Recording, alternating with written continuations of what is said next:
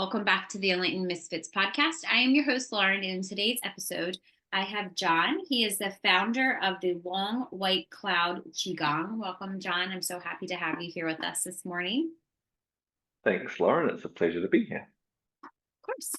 So can you kind of tell us a little bit about,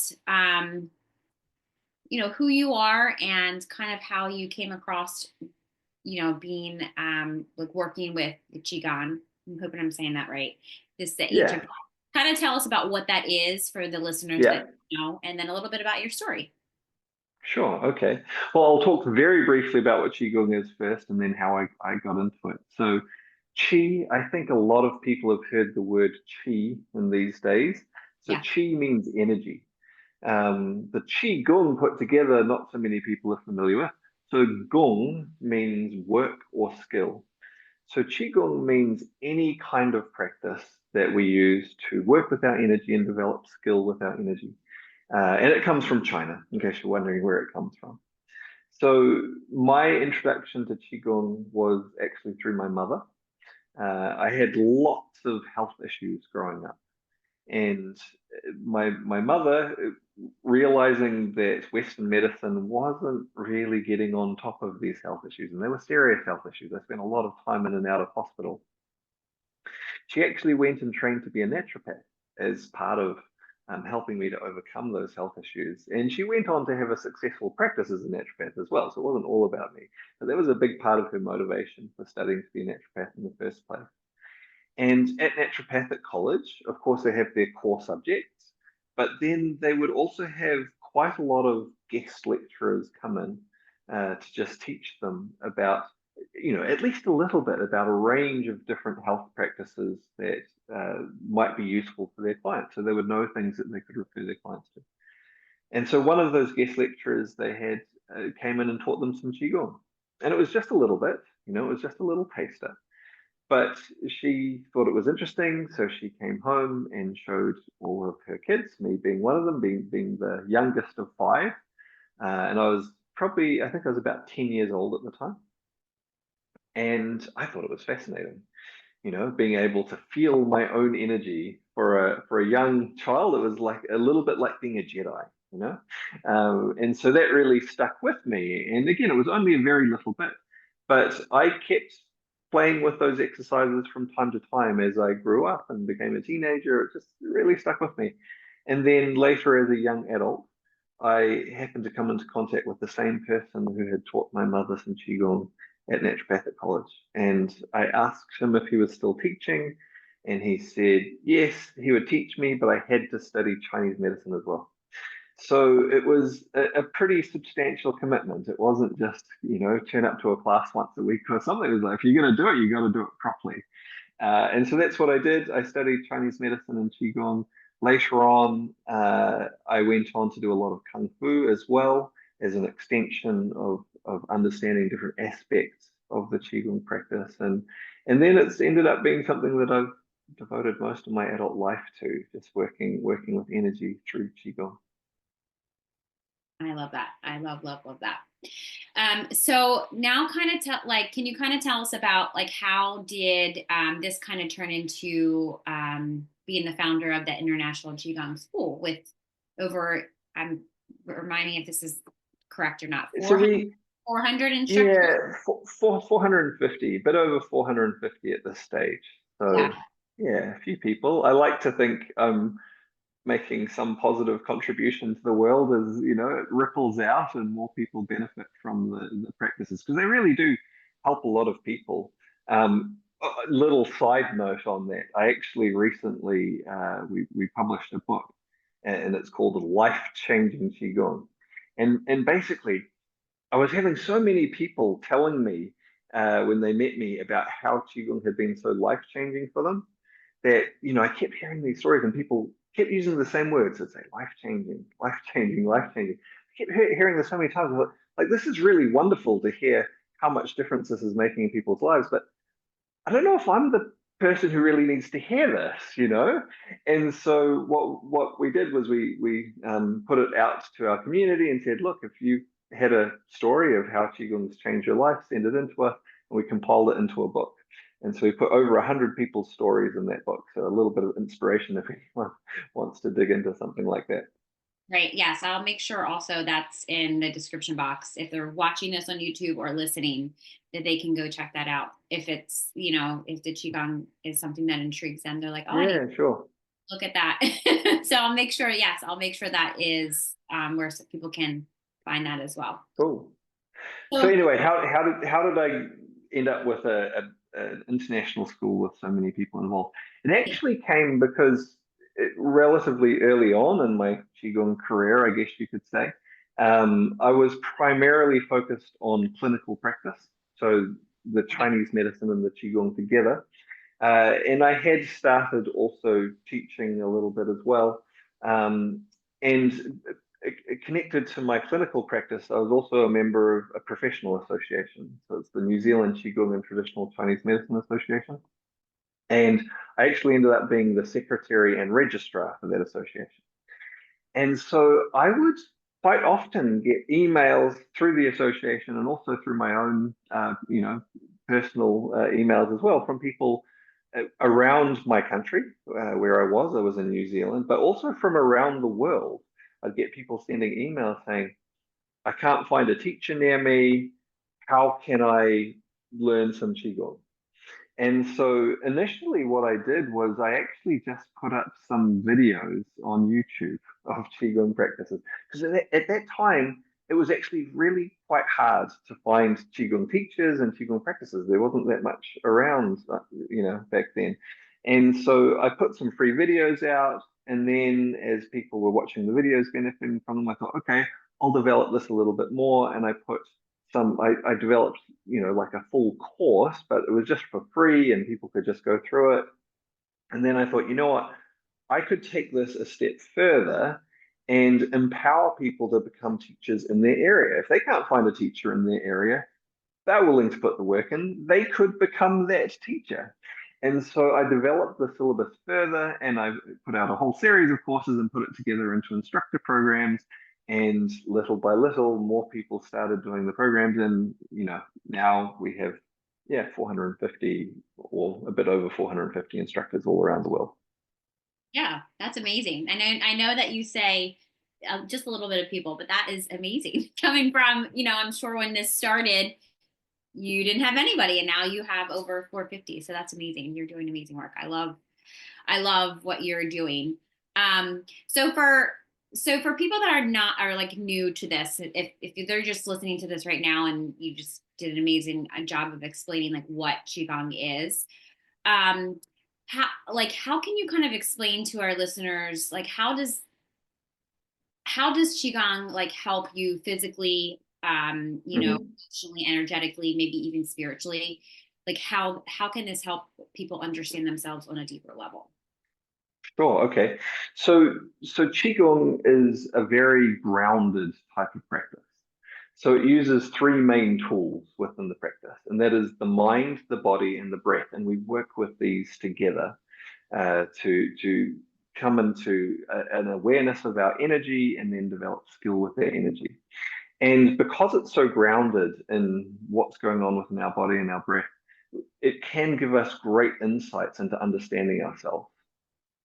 So, for example, even just with the breath, to begin with, you might just learn some specific exercises to start to help to regulate your breath, make it deeper, fuller, slower, all of that sort of thing. But as you come to understand the patterns of your breath more, well, one, this gives you skills so that you can use your breath effectively in different situations. You can use it to make yourself more calm. You can use it to make yourself more excited if you want to do that as well. And of course, to direct your energy, which is one of our main focuses. But another thing that comes from that is you actually start to notice when you breathe differently. So it's not just all about you doing exercises, it's about you understanding what goes on with your body. And sometimes you might find yourself, hmm, why am I breathing faster? Why am I breathing in a different part of my body? What is causing me to do that? And so we can actually observe our physical response. And then when we have an understanding of what that means, it gives us more insight to, oh, actually, I'm finding this more stressful than I realized. or I'm having a little issue with this. I didn't even realize it, but my body told me I was. And so then you're able to understand that and take appropriate action in order to, find your way harmoniously and gracefully through whatever situation it is. Now, that's one simple example, using the breath, but it goes on into things like our posture. A lot of the different Qigong exercises work to move and change our posture in ways that work with the meridians that our energy flows through. So that's the same meridians used in acupuncture. So we work to have those that they open up and the energy can flow freely, and that also affects the organs and so on. And what we find when we understand this is we actually have different postures that connect to different emotions. Oh, And wow. so sometimes we might notice like, oh, why am I standing like that? Why am I sitting like that? Why do I feel that little tension there? And for without understanding, it's just a mystery. It's like, oh, I've got a sore this. Where did that sore thing come from? I don't know. But with understanding, you can go like, so that connects to this specific emotion. Why am I having that emotion right now?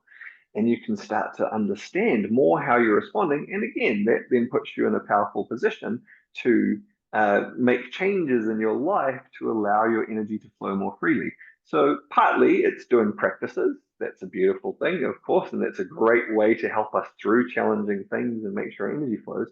But there's also this layer of understanding of our body and of our energy that comes from that can help us to find our way through more broadly through the situations we experience in life. Yeah, I love that. Actually, when you were talking about that, I felt myself slouching, and I literally just Mm. right before you Oh, even said that, I was what's that like about? looking up. Yeah, and I mean it's true. Now that you say that, I sometimes will be sitting like just like at my desk, or I'll just be sitting with somebody, or like doing a session or something that with a client that I feel like it's just something like a natural thing that I do. And now that you say that, I can be more self-aware of like body awareness, Mm. where I feel different stuff, or if it's ancestral. A lot of my ancestral stuff is on my left shoulder. So I've been moving Sure, with yeah. a lot of ancestral stuff. So it's been my left shoulder that's been killing me. And I'm like, this isn't it doesn't feel like mine. So Right. I love that this is like another way that you can be aware, not just, Yeah. energetically, but emotionally and even like spiritually. So I love that. Or I should say And physically. in Qigong, because it's based on the framework of Chinese philosophy and Chinese medicine, Mhm. it can range from quite broad and general to getting quite specific. The philosophy behind it is, quite intricate and quite sophisticated. And so one not too sophisticated aspect of this, but within Chinese philosophy and Chinese medicine, they recognize a connection between our emotions in each of our organs. So Yeah. each organ has a connection to different emotions. And again, that then ties into different postures and so on. And so we can be quite specific. It's like, oh, why am I feeling this under my right rib? Specifically, and that's where my liver is. Oh, maybe there's some anger, maybe there's some frustration. Yes. Why am I feeling this in my lower back? Okay, that's where my kidneys are. What's going on in relation to my kidneys? Yeah. Kidneys relate to the emotion of fear. Related to that is also excitement. There's some nuance there. Like, why am I feeling that there? And this can give us lots of beautiful insights. And not just the insight again, because the practices themselves also give us ways to deal with things when there is energy that's become blocked or stuck. We can use the practice to move it on. Hey there, I just wanted to take a quick moment to share with all of you spiritual rebels and fempreneurs. If you've been craving a space where you can build wealth, heal trauma, and rise alongside like-minded women, I got something for you to hear about. I'm excited to invite you into the Enlightened Misfits Sisterhood. This is a low-cost, high-impact group membership designed exclusively for spiritual fempreneurs who know they need accountability and support to create sustainable wealth, but aren't ready to dive into a one-on-one mentorship. In this membership, you'll get monthly calls, rituals, healing sessions, and workshops to break through your self-doubt and build confidence so that you can consistently sell your offers and make money. This is also a collaborative private Facebook community where you make lifelong connections with other women who are just as serious as hitting their goals. And my personal guidance as your intuitive human design business guide and trauma healer, ensuring you stay aligned and on track with your business goals.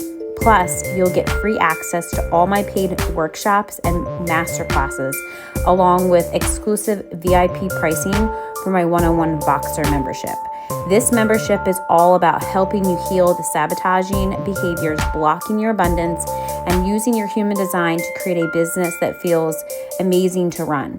Imagine waking up excited to serve your clients and knowing that you have the exact support you need to hit every single one of your business goals every single month. So if you're ready to rise and build wealth with a sisterhood of spiritual misfits, make sure you click the registration link in the description box. Right now, the investment is just $88 a month, but the price will increase to $197 a month. Join today to unlock exclusive rates and get access to next month's kickoff call. Let's get back to today's episode, but remember, your next level is just one decision away. Join the sisterhood and let's rise together. Let's move it on. I love that. So, like many people, like experience like that emotional overwhelm, but like maybe like might not have tools to process it. Can you kind of like walk us through maybe like a Qigong like way to like maybe like a simple exercise or support that emotional rate? Sure. Do you want me to stand up and show you? I don't know. Do we have a video of this or we just audio? No. No, that's video too. So audio and video. Okay. So if you, All right. Let me. If you want to stand up into it, yeah, I just think it would standing up will be good. Especially if you're listening to this, they'll go over to YouTube and watch it. Here we go. I'll just move my camera around. So like that. Okay. I might move this little table out the way. All right. So we'll do a couple of very, very simple things. Again, Qigong, we can do it in a, broad, general, sort of simple way, or we can get, really quite nuanced. We'll keep it nice and simple for the sake of this. So we'll do a few little things, but simple. So the first thing we're going to do is some heel drops. So heel drops are really good for a couple of things. It's good for releasing energy. If we've lifted energy up in our body, it's good to be able to release it down. The other thing that heel drops do is they actually send a little jolt of stimulation up through our bones, which activates the energy in the bones and the bone marrow, and it also specifically activates the kidney. So it gives us a little spark of energy. So we're releasing energy that's stuck and stagnant and giving us a little spark to start things up. So for this, what we'll do is we'll breathe in coming up onto the balls of our feet and then breathe out, drop down. So we breathe in up onto the balls of your feet, breathe out, drop down. If you want to make this a bit stronger, as you breathe in coming up onto the balls of your feet, you can also lift your shoulders up and then breathe out, drop your shoulders down as you drop onto your heels. I'll do that 2 more times. Breathe in, breathe out, and 1 more. Breathe in, breathe out. So another exercise we can do straight after this one that's really good for, that those heel drops can start to loosen whatever's stuck, is to simply shake to help release fully whatever's there. So for this one, we'll breathe in, raising our arms to the side, and then we breathe out and we shake as we lower the arms. So we breathe in, breathe out, shake. We'll do that one more time. Breathe in, breathe out, shake. So we're quite literally loosening all of our body, which means we're loosening all the energy stuck within it. And then we can do one last thing, which is to, now that we've loosened whatever was stuck, to get it flowing harmoniously within it. So we'll do a very simple movement for this. We breathe in, raising our arms out to the sides wide, lifting them all the way up. And then breathe out, lowering our hands down in front of our body. So we breathe in, raising them up to the sides, over our head. Breathe out, palms facing down in front of our body. And we'll just do one more of these. Breathe in. And breathe out. And we often, when we finish doing some Qigong practice, we often bring our hands onto our lower abdomen, the center of our body, the center of our energy, just to bring our awareness back to our center as we let the energy settle. So something hopefully reasonably simple, reasonably quick that people can try if they'd like to have a little taste of some Qigong. Thank you so much for that. So if you're listening to this just audio, make sure you go check out the YouTube link too, because he did an actual practice for us that you can, you don't have to know anything about it. You can just do it, follow what he's saying. Yeah. And look, very simple. There are actually, if we want to dig into the nitty gritty, there are some somewhat sophisticated things going on there. For example, that last movement we actually use to balance the activity between the sympathetic and the parasympathetic nervous system. And so that creates a harmony in the activity of our nervous system. And there's a few details to understand exactly how that works, but very simple to just follow along and give it a try. Yeah, I was gonna say, I always like the science behind it. So that was literally what I was gonna ask. If it what's the science behind what these movements are helping Sure. regulation? Well, I mentioned a little bit about the heel drops as we were going through, the way it stimulates the bones and it stimulates the nerves into the kidneys and so on. So it's like it's activating our energy. The shaking, as I said, it's quite literally. We talked about how we assume different postures with different emotions. As we shake, quite literally, we're loosening that up. So if we're stuck in a particular pattern, we're helping that to move through. So that last one, as we do this, and again, this would take a little bit more explaining, but we're actually creating a wave of pressure, like physical pressure. It's real pressure that moves up our spine and then down the front of our body as we move our arms like that. So it's a subtle pressure coming up the spine, down the front of our body.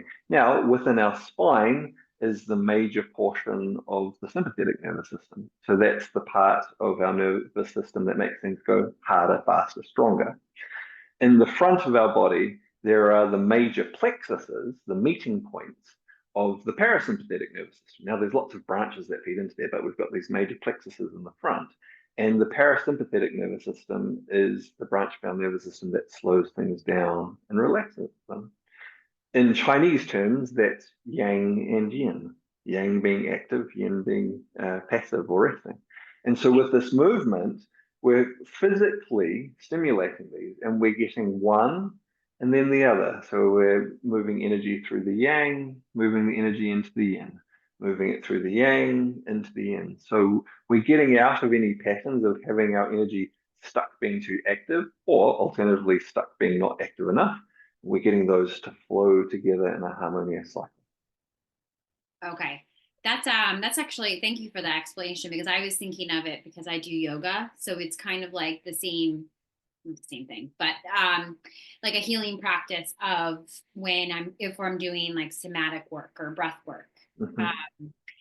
What would make this different, like the way that it weaves the breath, intention, energy, and movement together? Like what makes it different than like yoga or breath work or just simply doing somatic therapy or something? Sure. Well, yeah, because there's clearly a lot of connection between all of those things. Yeah.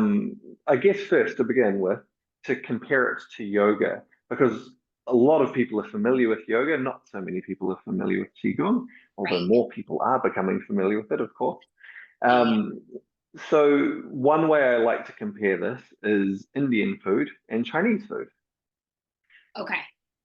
Yoga and Qigong, right? And if you dig into the culture of the cuisine of those countries, they actually have specific principles that guide the way that they put their food together. And the overall purpose of the way they cook is to make you healthy and balanced, right? That's what they're aiming for. Yeah. Yoga and Qigong have a lot of the same or very similar principles behind them, the same as their food has a lot of similar principles behind them. and yet they taste and look quite different. And so that's where a lot of the differences are, is that, yeah, there's similar principles. We're using our mind, we're using our body, we're using our breath. Great. But they come out as a different flavor, a different way of doing things. And some people like Indian food, and some people like Chinese food, and some people like both. And and that's all great. It gives you options of finding the type of practice that really suits you, that you can work with effectively to bring you health and well-being. Okay. Yeah. Thank you for that. I know that a lot of, because like, you said, I think I've heard about Qigong probably like a year ago. So then when when I was like, oh, I get to interview him and ask him all these questions. Yeah. And I feel like people listening to this, some I'm sure have heard about it, but they're Yeah. yoga. I guess another few things. So, I've talked a little bit about, okay, we can compare them in this way. Some of the ways that comes out in practical terms, in terms of, okay, so how are those flavors different? So one is that, so while energy is part of the focus within within yoga, you talk about prana in yoga, right? You're talking about your life energy. It tends to be more of a background focus rather than the thing that's right front of mind. Of course, depending on how you do your yoga, but for a lot of people, it's more this background sort of thing. Whereas within Qigong, the focus on the energy is very much at the front. And so it's sort of a more direct focus on the energy within Qigong often. Another difference in those flavors is that a lot of Qigong, and again, there's many different Qigong practices, so it's not they're all going to be this way, but a lot of Qigong is done standing, and it's done with very gentle movement. So, whereas yoga, the asanas are often done on the floor, and they're often quite strong, a lot of strength required for some of them, and so on. A lot of the Qigong practices are done standing and slow and gentle, and so for that reason, it makes it very accessible for a lot of people to do them. Okay. So it's more of like the Qigong is more like for like, it's like more easy. I mean, because to be honest, I don't think yoga, if somebody tells me yoga is easy, I'm like, you're not doing it right. Yeah. It is not easy. It's like forcing your body, like you said, literally strength. Like it's, you got to get all that pain and, all the stuff that's stuck in your body. That's pretty much the reason why I started yoga. I mean, it was like a huge, probably should be better at my practice now that I'm saying this, but at the beginning when I was like moving through a lot of trauma and stuff, I didn't realize how connected the energy and the trauma and all of that connected to my body was literally just stuck in my body, which is why I was carrying around and my body hurt. And I'm like young. So it's like, why does my body hurt? Yeah. So, So Qigong, certainly there are challenging practices within Qigong, so you can get into that side of it. I do teach some quite challenging practices, but most Qigong practices tend to be in that gentle category. And so again, it makes it very accessible for people to work with. It's sort of a slow and gentle process for most people, most of the time, rather than something where you're sort of pushing too hard into it. Yeah, like this is challenging. Yeah, that's awesome. So for the listeners that maybe are listening to this and they maybe feel like overwhelmed or anxious or maybe even disconnected from their bodies, what is like one simple Qigong practice that they could try? I also know that you have your YouTube. Do you have videos and stuff that they can watch on your YouTube? Yeah, absolutely. So one practice that we have on the YouTube channel that's super, super simple, because we do have some that are quite sophisticated, and certainly you can follow along with them and get the idea of them. If you want something that's just really simple to have a try, there's one called 5 Waves Qigong. And basically it's 5 movements, and each of them have a wave character to them. And it works with the 5 elements of Chinese philosophy to bring those qualities into balance within us. And it's super gentle, great way to just calm, relax, de-stress. Very simple practice. Yeah, I'm actually going to do this. I'm excited. I'm excited to try this. So this would be the one simple practice that they could do. Like if they're listening to this, they can go over to YouTube and look and restore and balance their Like Absolutely. right away. Gentle way to start to balance things, relax the body, calm the mind, and start to bring the energy into balance. And it's quite a short practice as well. You know, you can do it in 5 or 10 minutes. So it's a nice, easy one to get Yeah, started with. that's really good. Especially when, us humans are always so busy. Yeah, well, and that's the thing when if you're really stressed, Yeah. often it's because you've got a lot that you need to do, and so it can be quite hard to go like, okay, I'm going to take an hour to go and do something. But if Yeah. you're like, you know what, if I can take 10 minutes, but Yeah. because if you think, oh, I have to do an hour, that adds another stress. You're like, how do I fit this in? But if you can go, okay, 10 minutes, I can fit 10 minutes in, and then when that helps you to feel more relaxed, you might find that you actually have more time than you thought. Maybe you want to do a little bit more, but starting with something that's really achievable, I think, is a good idea. Yes. Yep. So before we wrap up, is there just one last nugget of wisdom that you wanted to share with the listeners today? One last nugget of wisdom. Your body doesn't lie. And so we can learn a lot by paying attention to our body.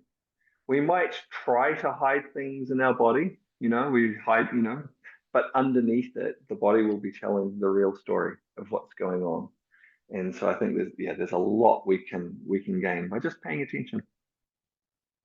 Love that. Love that. Well, thank you so much for joining us on today's episode on the Enlightened Misfits podcast. If you enjoyed today's episode, don't forget to subscribe, leave a review, and share this with somebody that you feel that would gain knowledge from listening. Make sure you check out the YouTube. And if you're listening to this on audio, make sure you go over to the YouTube channel and check out his demonstration that he showed us live on our podcast today. So stay tuned for more captivating conversations in the future. I hope you have an amazing rest of your week, and I will see you next time.